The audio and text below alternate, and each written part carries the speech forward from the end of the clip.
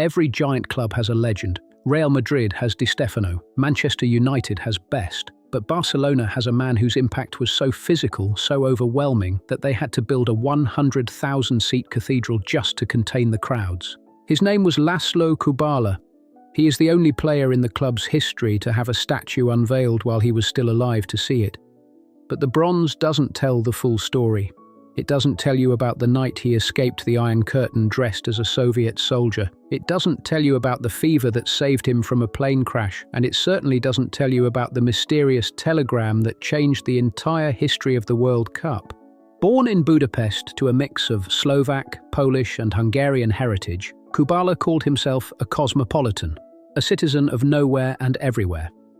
By 21, he had already represented two national teams, Czechoslovakia and Hungary. But as the communist regime tightened its grip in 1949, Kubala realized he was a pawn in a game he didn't want to play. He didn't just defect, he staged a movie-style escape. Dressed in a stolen Soviet military uniform, he huddled in the back of a truck with forged plates and slipped across the border into the West. The Hungarian government was furious.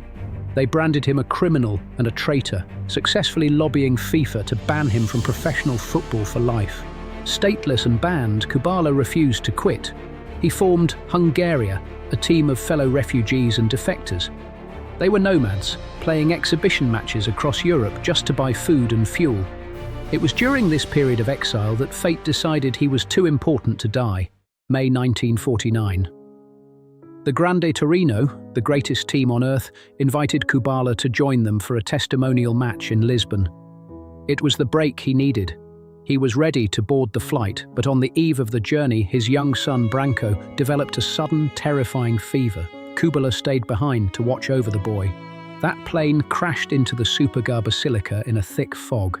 There were no survivors. The greatest team of an era was gone. Kubala was only alive because of a child's illness. A year later, Real Madrid believed they had secured his signature. But Barcelona's chief scout, Josep Samitier, was a master of the dark arts. He allegedly intercepted Kubala on a train journey, keeping the wine and whiskey flowing until a contract was signed under the nose of the capital. But Kubala was a power player. He refused to sign unless the club also hired his brother-in-law Ferdinand Daucic as manager.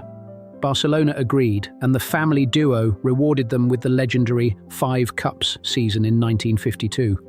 That same year, Kubala scored 7 goals in a single 9-0 win over Sporting Gijón, a record that stands to this day. Kubala's popularity was so immense that even dictator Francisco Franco saw his utility. Franco fast-tracked Kubala's citizenship, turning the refugee into an anti-communist icon. In 1955, Kubala even starred as himself in the state-sponsored film Los Ases Buscan la Paz, Aces Seek Peace. But the king of Barcelona had a rebellious side. He loved the night as much as the pitch. When the legendary iron-fisted Helenio Herrera arrived as coach, a civil war began. Herrera, the father of discipline, sent spies to follow Kubala to the bars. One spy reported, "He drank 3 whiskies." Kubala's response became legendary. "You're wrong. I didn't drink 3. I drank 6." The war peaked in 1960. Herrera benched Kubala for the European Cup semi-final against Real Madrid. Barcelona lost. The city exploded. A furious mob surrounded Herrera's hotel and physically attacked the coach as he tried to leave. The board didn't hesitate. They sacked the most famous manager in the world to protect the idol of the fans. Revenge against Madrid finally came in 1961 when Barca became the first team to knock them out of Europe. But the final against Benfica in Bern brought a final twist of geometry.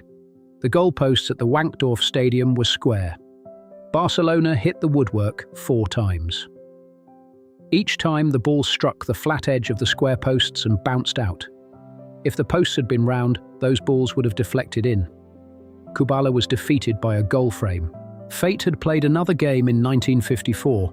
Kubala was ready to lead Spain to the World Cup. 10 minutes before the decisive playoff against Turkey in Rome, a mysterious FIFA telegram arrived, claiming his eligibility was under review. Spain, terrified of a forfeit, benched him. Spain drew. A 14-year-old boy named Luigi was blindfolded, and pulled Turkey's name out of a trophy cup. Spain was out. If Spain had won, they would have replaced Turkey in Group 2. They would have faced Hungary and West Germany. A Spain team led by Kubala, Gento and Di Stefano would have likely crushed the West Germans in the group stage. The miracle of Bern would never have happened.